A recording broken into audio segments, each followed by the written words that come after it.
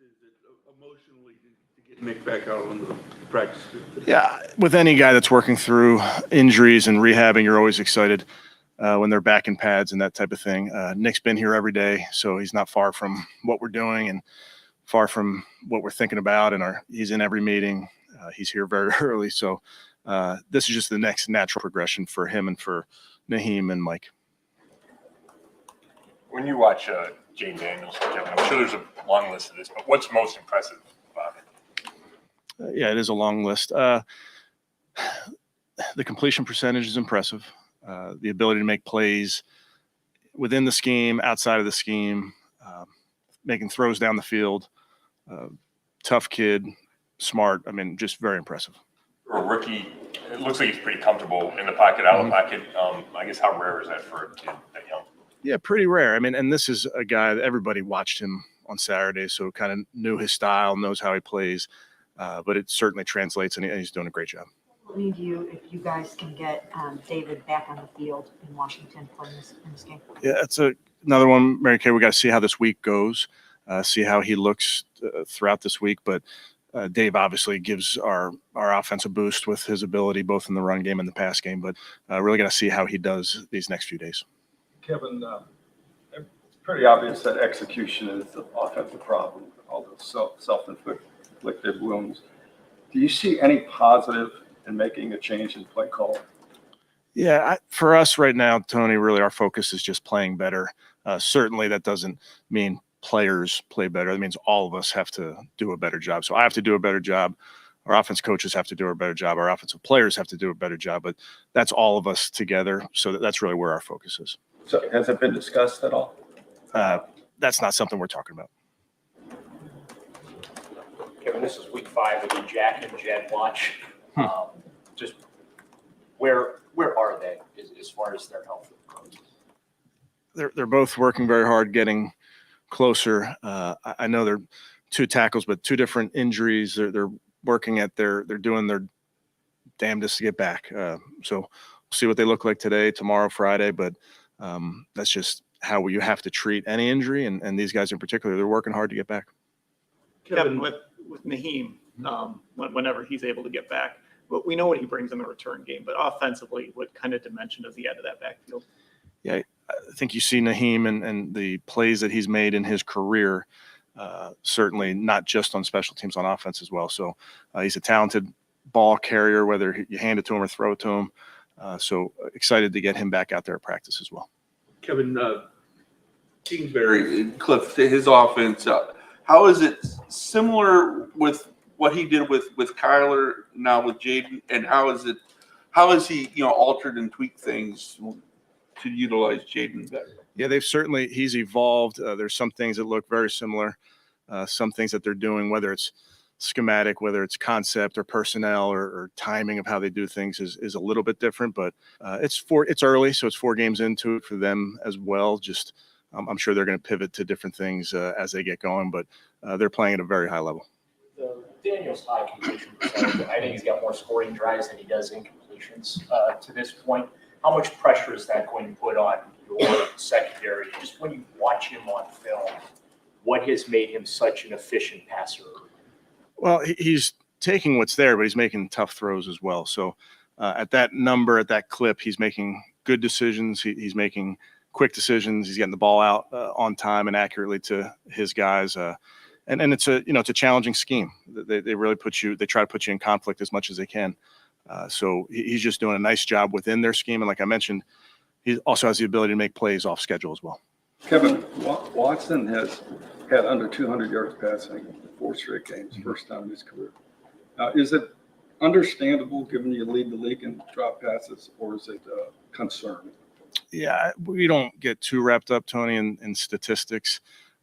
Obviously, we want to win games. We want to score points, and oftentimes that comes with yards in the run and the pass game. So we're not concerned with that stat in particular, but we do want to be more efficient and more explosive for sure. Heated exchange between Deshaun and DeJuan, and then James got a little involved on the sideline.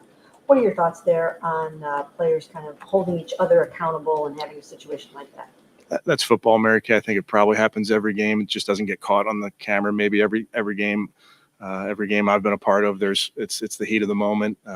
So I don't make too much of it. And the third down numbers for you guys are not ideal right now, but what are some issues there that maybe you guys have pinpointed, and how easy do you think it'll be to fix? Well, it's really important, obviously, to get in manageable down the distances if you are in third down. We've talked about that, so that really speaks to first and second. But then it's always a combination of protection, precision in the pass game. It takes all 11 to have success on third down. You're talking about drops, Kevin. The ones that Amari has seem uncharacteristic. So when you're watching them, is there anything that jumps out at you as why they continue to happen? I'd say uncharacteristic.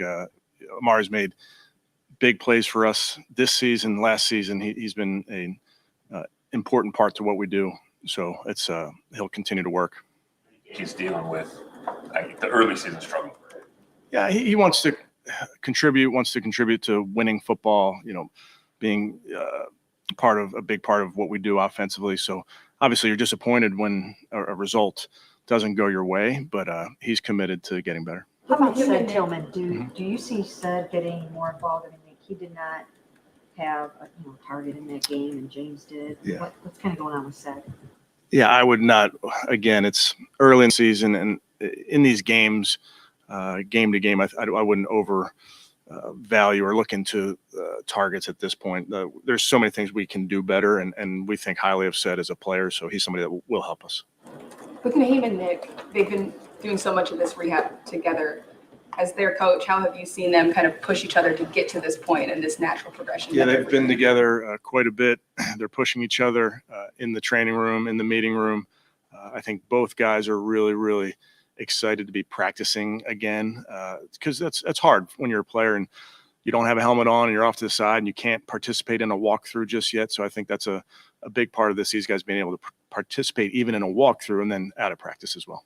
Yeah, when you look at the Washington's defense, what stands out kind of as points of emphasis for you guys? Yeah, they're playing at a high level, a very, very aggressive front. The two guys inside are as good as any two guys that anybody has. So present a huge challenge. Bobby Wagner down the middle, still doing it at a high level. Just good players, play physical, play aggressive. About how good teams are led by their coaches, but great teams are sort of player-led. How do you guys, or how have you kind of created a culture where that player-driven element of it is encouraged and it's something you guys do? Something we've talked about. I mean, everybody who's been on teams know how important it is. That peer-to-peer relationship, pushing each other. It means a lot when it comes from your teammates. So we're very fortunate to have a group here that pushes each other, that leans on each other, that holds each other accountable. And we as coaches do our job to empower them to do that. But that's great teams, the ability for players to hold each other accountable is really, really powerful. Given the 1-3 start, just how have you seen guys embrace those roles of leadership and sort of try to fix things moving forward? Yeah.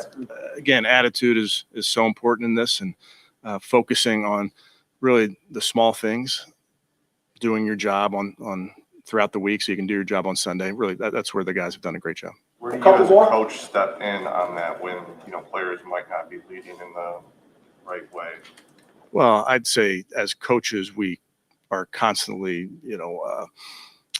at the helm of this thing and in charge and also responsible for all of it. So I think it's important to empower your players to do that. And I think where we're very fortunate, we have a bunch of guys, offense, defense, older, younger, that make sure that they are both vocal and sometimes doing their job is just enough of a form of leadership, as opposed to not everybody's going to be your rah-rah type of guy, but having guys that do their job, I think, sets a great precedent for younger guys as well. Jerry Jeudy mentioned the other day on the conference call that we had with him that he had to miss a few reps because of his conditioning, and he was going to work harder on that.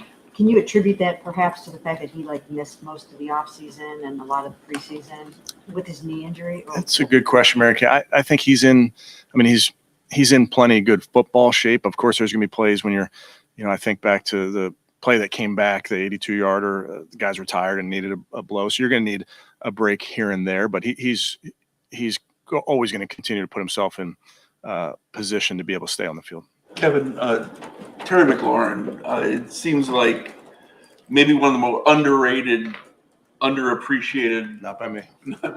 Well, I mean, outside of maybe, coaching team. Just, I mean, what makes him so special?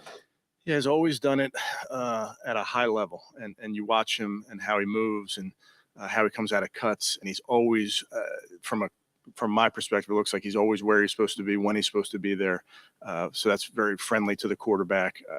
Really a great combination of quickness, speed, ability to separate, and then great hands. Joku is just so good in the the blocking game. We talked about it over the years. Just how much did losing him the last couple of weeks maybe hamper some of the things that you might have tried to do to give the offensive line a little extra help? Dave's a big part of our offense, but with him out, it's incumbent on us as coaches and our players to step up and perform. So I wouldn't. I just think we need to play better, certainly offensively, and if Dave can make it back, that'll be, he'll be welcome back because of he's a high caliber player. These last couple of weeks there have been mistakes with multiple key pieces on this team. So how are you as a coaching staff kind of attacking that going into this pivotal week? I think it's so important, and we talked about that some this morning, is in order to do your job on Sunday, you just have to make sure you're ultra prepared Wednesday, Thursday, Friday. We don't need guys to do more on Sunday. We just need to do our job, and that's pretty simple. So guys work very hard. They work hard in the meeting rooms, hard in the weight room, hard in the practice field. We just got to make sure that we lean into all that hard work so that we can just do our job on Sunday. Good. Okay. Thank you, guys.